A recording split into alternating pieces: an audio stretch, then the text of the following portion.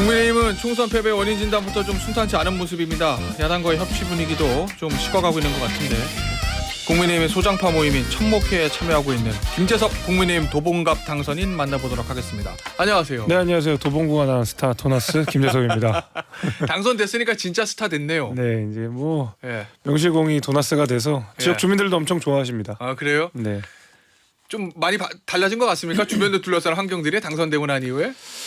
뭐 아직 등원을 안 해가지고 체감하는 변화는 없고 다만 20일 전에 딸이 나와가지고 그죠? 예, 예. 제 생활에 특히 수면의 질에 굉장히 큰 영향을 주고 있습니다. 지금 뭐 일각에서는 육아에 전념하고 있다 뭐 이런 소식도 들리던데. 육아에 전념을 하면서 잠도 못 자고 지금 목소리도 안 나오고 뭐 그렇습니다. 알겠습니다. 자 그런데 이 와중에 중책을 맡았어요. 원내 부대표. 예, 이거 뭐 충효 대표께서 연락이 와가지고 예. 저는 근데 또 한편으로도 우려도 전달을 했어요. 제가 당의 입장이랑 조금 다를 때도 좀 있고 예. 그러나 원내 부대표라고 하는 자리 자체가 아무래도 좀 당과 비슷한 입장들을 많이 가져가야 될 텐데 저는 그런 우려는 있습니다라고 말씀을 드렸더니 오히려 흔쾌히 그런 목소리가 지금 좀 필요할 때인 것 같다라고 말씀을 해주셔가지고 저도 가서 뭐 일도 좀 배우고 예. 필요한 일도 좀 하고 무엇보다 좀 저희 원내 구성 자체가 수도권이 거의 없잖아요. 거의 영남 치중으로 돼 있다 보니까 그렇죠. 원내에 좀 수도권 목소리가 반영될 수 있는 창구가 된다 그러면 그리고 원내에 계신 분들과의 과교 역할이 된다 그러면 그거는 뭐 어찌 하긴 해야 되겠다 생각이 돼서 그냥 하기로 했습니다. 그럼 예를 들어 먼저 정책적 이슈에 대해서 지도부의 당론에 좀 다른 생각을 가지고 있는 경우도 많을 거 아니에요. 김재섭 당선인 같은 경우는. 네, 그렇습니다. 그거를 다 추경호 원내대표도 감안하겠다. 그래도 괜찮다. 오히려 네. 그런 목소리가 필요하다. 그 내용을 오히려 회의 때 좀 쏟아내 달라고 말씀을 하시더라고요. 뭐 다 반영되지는 않겠지만 예. 적어도 수도권에는 이런 내용이 필요합니다라는 메시지는 제가 분명하게 전달할 생각입니다. 알겠습니다. 이 젊은 초선의 힘으로 원내 현안을 돌파한다. 이런 구상을 하고 있다는데 이건 어떤 의미입니까? 좀 이번에 보니까 원내 부대표단들이 전부 젊은 분들이더라고요. 네, 그런 것 같아요. 뭐 지역적으로는 당연히 영남 편중이 있을 수밖에 없지만은 예. 그럼에도 불구하고 젊은 세대가 공유하고 있는 정책적 이슈들 특히 이제 뭐 연금 개혁 문제라든지 아니면 보수 정당이 전향적으로 다뤄야 되는 뭐 기후 위기 문제라든지 이런 거는 확실히 30대들이 감각 있게 잘 다루니까 예. 그런 부분들이 정책적으로도 상당히 많이 반영될 가능성이 저는 이번에 보입니다. 그래. 아니 얼마 전이 아니군요. 주말에 그저 직구 금지하는 거. 그런 것들도 그거 이제 정부에서 내놨다가 뭐 여당에서도 좀 당권 주자들 중심으로 반대 의견 나왔고 한동훈 전 비대위원장이나 나경원 당선인 그다음에 유승민 전 대표 같은 그렇죠. 경우도 반대를 했고 그래서 철회를 했거든요. 네. 그런 부분들의 정책 이슈에 대해서도 3040 목소리를 대변하겠다. 그럼요. 당연하죠. 아마 그런 목소리가 안 나오지 않았을까 싶어요. 애초에 만약에 그런 젊은 사람들이 회의를 해서 예. 나온 결과는 그렇게는 발표를 안 했을 것 같아요. 애초에 발표조차 안 했을 거란 네, 말이죠. 저는 그렇게 생각합니다. 알겠습니다. 원내 얘기 좀 해보죠. 민주당 얘기부터 하고 이제 국민의힘 얘기 좀 해보겠습니다. 이 국회의장 후보로 우원식 의원이 선출됐어요. 민주당에서. 뭐 사실상 이제 국회의장 당선인데 그렇죠. 그 추미애 당선인이 아니라 우원식 의원이 후보로 결정된 거 보고 어떤 생각 들었습니까? 야, 국회가 이게 블랙 코미디가 될 뻔하다가 예. 느와르가 됐구나 이런 생각이 좀 들어요. 느와르요? 원래는 추미애 그 뭐 법무부 장관이 국회의장이 된다 그래가지고 와 22대 국회 진짜 힘들면서도 예. 이 완전 코미디로 가겠다. 야, 이 추미애 국회의장을 보는 날이 오는구나. 하필이면 또 22대 국회 내가 있는 국회에서 그걸 봐야 되는구나 라는 생각을 좀 들다가 그래도 우원식 의원으로 되고 나서 민주당에 좀 자정작용이 있나 했는데 오히려 우원식 의원은 훨씬 더 뭔가 무거운 태도로 예. 추미애 의원이랑 비슷한 이야기들을 조금 하시니까 조금 그래도 실망스럽기도 하고 예. 이거 좀 강경하게 가겠다 생각이 좀 듭니다. 대표적으로 이제 뭐 운영위원회라든지 법사위원회 이거 예. 양보 안 할 기세가 보이고요. 그다음에 여당과의 협치라는 면에서도 양보를 안 할 기세가 좀 보여서 뭐 중립은 말씀을 하셨지만 예. 이거 잘못하면 진짜 느와르가 되겠다 이런 생각이 좀 들더라고요. 그 얘기는 지금 강성 당원들이 좀 반발하잖아요. 네네네. 그 반발 때문이라도 우원식 의원이 국회의장이 되면 오히려 추미애 당선인보다 더 강하게 갈 수 있다 뭐 이런 걱정을 하는 건가요? 뭐 더 강하게까지는 아니어도 예. 그에 준하게는 갈 것 같아요. 그러니까 지금 보게 되면 예. 민주당이 제일 큰 문제라고 한다 그러면 그리고 소위 그 개딸이라고 부르는 분들의 강성 네. 지지층들의 문제라고 한다 그러면 민주당을 망치는 거야. 자신들의 뭐 자유니까, 자신들의 권한이니까 그렇게 하지만은 국회의장은 헌법에서 정한 분이고 그다음에 국가서열 2위의 헌법기관이잖아요. 그런데 이분까지도 당론으로 그리고 강성 당원들에 의해서 좌지우지하려고 하는 것은 예. 그 몇 명의 팬덤들이 국가 시스템 자체를 망가뜨린다라고 볼 수 있기 때문에 전 대단히 우려스럽고 그런 의미에서라도 제가 더 이게 뭔가 느와르가 될 것 같다는 거죠. 그런데 지금 윤상현 의원은 SNS에 두렵다고 썼더라고요.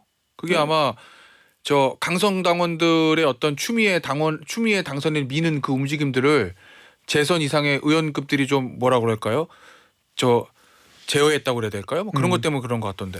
그러니까 그 정도의 자정작용은 민주당 의원들 사이에서는 있었던 것 같은데 문제는 그걸 개딸들이 가만히 안 놔둔다는 거죠. 예. 지금 벌써 뭐 민주당이 쪼개지네 뭐 네. 이런 얘기 나오고 탈당하네. 있고 탈당하네 나오고 있고 이재명 대표도 이에 대해서 명쾌하게 말을 못 하고 있는 상황이잖아요. 당원 권한을 강화하는 방향으로 가겠다 뭐 이런 얘기를 계속 하고 당이 있더라고요. 휘둘리고 있는 상황이고 예. 이번 총선의 공천을 통해서 민주당 의원들 역시도 예. 이게 얼마나 무서운지 개딸들이 얼마나 무서운지 잘 알고 있을 거잖아요. 예. 근데 벌써부터 이거 우원식을 찍은 수박들을 색출하겠다고 나선 강성 당원들을 보면서 의원들 스스로에는 자정작용이 있다 하더라도 민주당 자체가 심각하게 망가지고 있구나라는 생각은 듭니다. 혹시 국민의힘은 그런 예를 들어서 의원들이나 또 당의 정책이나 그런 걸 좌지우지할 수 있는 그런 강성 당원들이 없습니까? 그 세력이 약합니까? 강성 당원들이 있지만 예. 민주당만큼 그것을 민주당 전체를 전복할 만큼의 그래요. 그 정도의 압도력은 없는 것 같아요. 나름의 저희는 균형을 좀 가지고 있는 것 같거든요. 예. 당원들도 당원의 목소리를 내고 의원들도 의원의 힘이 있고 이렇게 나름의 좀 균형이 좀 있었는 것 같은데 민주당 같은 경우에는 거의 잠식이 돼버려서 예. 약간 개딸의 어떤 하이브 같은 느낌이거든요. 민주당 이제는 저는 알겠습니다. 그래서 좀 위험하다고 생각합니다. 알겠습니다. 지난주 한남동 관저 다녀왔죠. 다녀왔습니다. 예, 초선 당선인 회동을 다 갔다 오셨을 건데 거기서 대통령이 이런 얘기했다고 좀 보도가 돼 있습니다. 여당은 권한이 있으니 열심히 해달라. 위축되지 말라. 그리고 이제 그 권한으로 예시한 게 대통령의 거부권하고 그다음에 정부의 예상 편성권이 얘기를 했다고 하던데 이 정확히 어떤 의미예요? 대통령이 했던 이 얘기는. 요 얘기가 예. 물론 저도 대통령과 관련돼서 비판을 많이 했었지만은 요 얘기는 약간 와전이 좀 있어요. 아, 그래요? 왜곡이 약간 있어요. 어떤 맥락이었냐면 저희가 뭐 수도권에 대한 민심도 좀 전달을 하고 당정 관계에 대한 이야기가 나왔습니다. 실제로. 예. 당정 관계가 이야기가 나왔는데 대통령이 그때 이야기를 했던 것은 당정 관계에서 당이 주인이 돼야 된다. 대통령이 가진 권한으로서 당이 할 수 있는 일들을 서포트할 수 있다 그러면 대통령이 가진 권한 내에서 하겠다라는 얘기를 나오면서 대통령이 가진 권한이라는 것이 뭐 거부권, 예산 편성권 이런 것들이 있다 보니까 그런 것들을 나열했었던 것이고 당정 관계 재확립 문제에서 대통령이 꺼냈던 얘기가 이거였었지. 자, 앞으로 민주당이랑 협상 없어. 거부권 쓸 거니까 저 여당도 같이 동참해 주세요. 이런 얘기는 아니었었어요. 예. 제가 뭐 그 맥락을 다 들었지만은 예. 당정 관계에서 당이 우선이 돼야 된다. 대통령이 거기에 대해서 가진 권한을 쓰겠다라는 맥락이었습니다. 혹시 예를 들면 뭐 최상병 특검법 이런 거 관련해서 대통령 거부권 행사할지 말지에 대한 대통령의 언급은 있었습니까? 그런 언급은 따로는 없었습니다. 어떤 구체적인 현안에 대해서. 네, 그런 구체적인 현안 얘기는 아니었었고 오히려 당정 관계에 대한 이야기가 주로 있었고 수도권의 민심이 이렇게 예. 어렵습니다라는 예. 이야기들을 오고 갔습니다. 알겠습니다. 이 당정 관계가 사실은 그동안 국민의힘이 뭐 대부분의 이제 모든 정부에서 여당이 그런 평가를 좀 받긴 했지만 뭐 용산 출장소냐, 그렇죠. 뭐 대통령 하라는 대로만 한다, 뭐 여당은 의견이 없냐, 뭐 이런 비판들이 있었잖아요. 그 부분에 대한 어떤 대통령 언급이 있었습니까? 이제 당정 관계에 대해 당에서 자율권을 주겠으니 마음껏 나에게 문제가 있으면 제기하십시오 이런 유의 언급? 확실히 그러니까 이런 워딩이 있었죠. 이제 당이 주인이 돼야 된다. 예, 당이 앞서 가야 된다. 당연히 대통령은 거기를 돕겠다라는 예, 이야기를 전 분명히 들었습니다. 그 얘기는. 예. 그러면 다음 전당대회에서 당 대표가 누가 되더라도 예전에 최근에 이제 선출됐던 당 대표가 김기현 대표잖아요. 전 대표잖아요. 네네네. 김기현 대표 당시에 당과 용산과의 관계는 달라질 거다. 누가 당 대표가 되더라도. 달라져야죠. 그렇게까지도 말씀을 하셨고 예. 이미 저희가 김기현 대표가 당선됐던 전당대회, 그러니까 당원 100%로 치러졌던 전당대회 이후에 당이 어떻게 망가졌는지를 또 대통령께서도 잘 아실 거기 때문에 네. 저는 훨씬 한 발짝 물러 계실 거라고 보고 뭐 스스로 그렇게 선언을 하셨기 때문에 예. 예, 아마 그렇게 될 거라고 봅니다. 혹시 만약에 김재섭 당선인의 당대표가 되면 용산에 할 말을 하는 그런 당대표가 될 자신이 있습니까? 아, 당연히 그렇게 해야죠. 당연히 그렇게 제가 아니어도 예. 그 누가 내든지 간에 그 전까지의 당정 관계 모습은 예. 저는 옳지 않았다고 생각합니다. 알겠습니다. 자, 김건희 여사 얘기 좀 해보겠습니다. 어제 이제 불교계 행사에 참석했어요. 169일 만이라고 합니다. 대중 앞에 모습을 드러낸 건 그저 일제강점기 반출됐던 사리반환을 기념하는 행사에 등장을 했는데 어제 그 활동을 재개하는 타이밍하고 그 방식 이건 어떻게 평가하고 있습니까? 타이밍 같은 경우에는 좀 원래 우리 오얏나무 아래 갓근 고쳐내지 말라고 이런 얘기가 있는데 최근에 우리 검찰 인사가 단행됐고 그 검찰 인사의 단행의 배경에는 김건희 여사에 대한 수사가 전제되어 있는 거 아니냐라는 의혹들이 좀 있었습니다. 예, 대통령실에서는 아니라고 하고요. 예, 물론 예. 2월 인사가 조금 더 미뤄졌다라는 이야기를 하지만 제가 말씀드린 대로 오해가 있을 수 있다라는 거죠. 타이밍이. 예, 그리고 그 바로 이후에 바로 다음 주에 여사의 행보가 본격화된 것은 이런 오해를 조금 더 연장할 수 있다라고 좀 생각이 됐고요. 예. 물론 이렇게 타이밍을 우리가 하나하나 다 고려할 수는 없죠. 뭐 네. 필요하다 그러면 해야 되고 대통령의 부인, 그러니까 영부인이 해야 되는 국가적인 역할들은 분명히 있습니다. 예. 공공 외교도 있을 수 있고요. 이런 문화적 교류 행사도 있을 수 있고요. 그렇지만은 등장에는 저는 설명이 필요했었다고 보거든요. 왜냐하면 그 당시에 이제 명품백 사건 이후로 말하자면 이제 잠행을 하신 거고 그때도 이제 대통령께서는 담화를 통해서 이에 대한 입장 유감 표명을 하셨지만은 네. 다시 등장할 때 또 물론 기자회견에서 그런 말씀을 하셨지만은 이게 추가적인 설명들은 좀 있었어야 된다고 보거든요. 게다가 특별감찰관이랑 제2부속실은 이미 우리 정부도 약속을 했던 문제이기 때문에 이렇게 그냥 설명 없이 등장하고 시기적으로도 검찰 인사 예민한 시기에 맞물렸던 만큼 저희가 특별감찰관이랑 제2부속실은 같이 가겠습니다라는 입장 표명이 됐으면 국민들께서도 여사 역할 필요하지라고 말씀하셨을 것 같아요. 그러면 지금이라도 제2부속실 설치라든지 그 부분에 대해서 명확하게 대통령실에서 명확하게 할 필요가 있다. 저는 그렇다고 보고 예. 제2부속실 설치나 특별감찰관은 대통령실이 결정하면 오늘 당장 할 수 있는 문제잖아요. 그렇죠. 뭐 국회 동의가 필요한 내용도 아니기 때문에 저는 그런 의미에서라도 적어도 이 부분에 대한 설명 내지는 행동이 수반되어야 한다고 생각합니다. 알겠습니다. 당내 얘기 좀 해볼게요. 총선백서 TF 네. 단도직입적으로 지금 잘 굴러가고 있습니까? 아니면 조금 우려가 있습니까? 당선인 보기 잘 안 굴러가고 있는 것 같습니다. 아 그래요? 왜냐하면 네. 벌써부터 정치적으로 이용되고 싶지 않다라는 정확한 워딩을 쓰면서 백서티브 회의를 참여하지 않는 분들이 생겼잖아요. 백서는 말 그대로 정치적으로 뭐 중립이라고 해야 될까요? 정치적 외풍으로부터 자유로워야 되는 그렇죠. 돼야 되고 예. 정말 철두철미하게 이번 총선의 백서를 만들어야 되는 자리임에도 불구하고 저는 이런 정치적인 오해가 있었다는 것 자체가 이미 잘 안 되고 있다라는 생각이고요. 이게 거의 요새 나오는 이야기들 보면 백서 TF의 백서를 만들어야 될 것 같아요.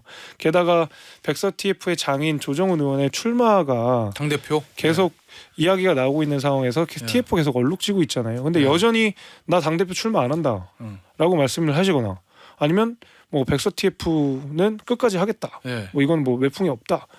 뭐 이렇게 입장 정리가 벌써 나왔어야 된다고 보거든요. 예. 근데 굉장히 저뿐만 아니라 많은 분들이 백서 TF에 대한 우려를 전달했음에도 불구하고 예. 입장 표명이 없다는 거는 계속 오해를 불러일으킬 수밖에 없다고 생각이 돼서 예.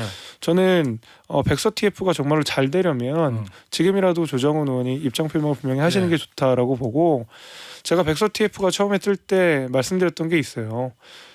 백서 TF에는 성역이 없어야 된다라고 예. 하는데 지금은 성역이 보여요 벌써. 어디입니까 그 성역이? 저는 대통령실이라고 봅니다. 왜냐하면 한동훈 위원장에 대한 평가는 뭐 이미 시작을 했다고 하지만 이번 총선에서 대통령실을 제외하고 논한다는 거는 그냥 저는 수박 겉핥기밖에 안 된다고 보는데 그 정도의 용기가 없이 시작한 백서 TF가 어떤 국민적인 신뢰를 받고 어떤 당원들의 신뢰를 받겠습니까? 예. 저는 그래서 지금 굴러가는 상황은 좀 우려스럽다고 봅니다. 그러면 예를 들면 이제 천목회라든지 네. 뭐 한동훈 전 비대위원장 지지하는 사람들 그런 얘기들 하잖아요. 조정은 의원이 당대표 나가고 싶어서 총선백서 TF를 이용해가지고 한동훈 책임론을 부각시키려고 한다. 용산은 건드리지 못하고 요 얘기들 하거든요. 그런 실제로 그런 그 눈에 보인다고 봅니까? 그러니까 그런 우려가 있다는 것 그리고 그렇게 보시는 분들이 생겼다는 것 자체가 지금 큰 네. 문제라는 거죠. 만약에 네. 이렇게 해서 백서 TF가 나온다고 하더라도 네. 그 백서 TF에 대한 신뢰를 얼마나 보낼 수 있을지를 고민해야 되잖아요. 네. 그러니까 저는 그게 아니라면 입장 표명을 해야 된다는 거죠. 당대표 선거 안 나가겠습니다 하든지 뭐 내지는 예. 천목회에서 주장하듯이 TF 위원장 그만두든지 둘 중에 하나 해야 된다는 그러니까 둘 중에 하나가 돼야 여기에 대한 신뢰가 생기는 것이지. 이거 굉장히 중요한 거거든요. 네. 어떻게 보면 총선 끝나고 국민의힘에서 가장 중요한 프로젝트예요. 이 프로젝트가 어떤 정치적인 상황에 따라서 좌우되거나 오해를 받거나 해서는 안 된다고 생각합니다. 그 자체가 성역이 돼야지 이들이 논의하는 것에 성역이 있으면 안 되는 거죠. 혹시 그럼 지금이라도 총선 백서 TF를 당내 인사 빼고 외부에 맡겨야 된다고 봅니까? 아니 전 당내 인사는 들어가야 된다고 봅니다. 그래요? 왜냐하면 당내 문제를 짚을 사람도 필요하기 때문에. 그렇겠죠. 예, 네. 알겠습니다. 전당대 얘기 좀 해보죠. 김재석 당선인 네, 전당대회 출마합니까? 제가 항상 드리는 말씀이요.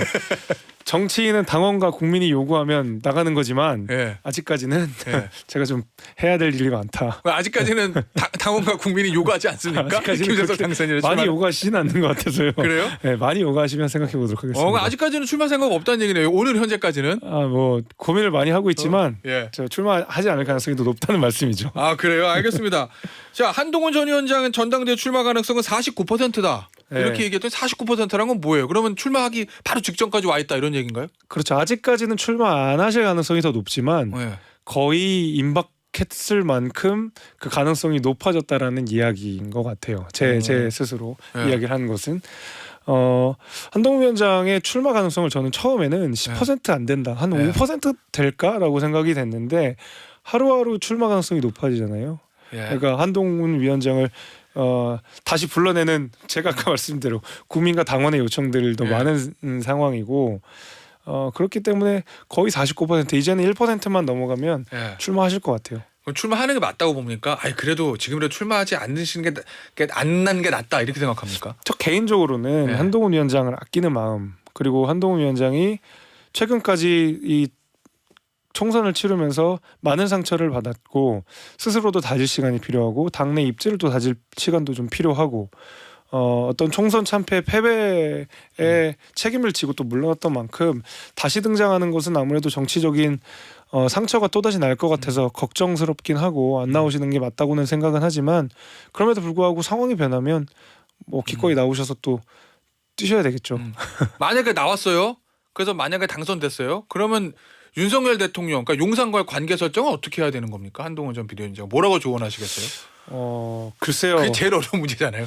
이게 임기가 아직 많이 남은 상황이라서 그 관계 조율이 쉽지는 않겠지만 그래도 굳이 비유를 한다 그러면 과거 이명박 전 대통령과 박근혜 비대위원장의 관계가 그래도 제일 한동훈 위원장에게는 좋은 관계겠죠. 예, 네. 알겠습니다. 어떤 의미의 얘기인지 오늘 인터뷰는요 여기서 마무리하도록 하겠습니다. 지금까지 국민의힘의 김재섭 서울 도봉갑 당선인이었습니다. 감사합니다. 감사합니다.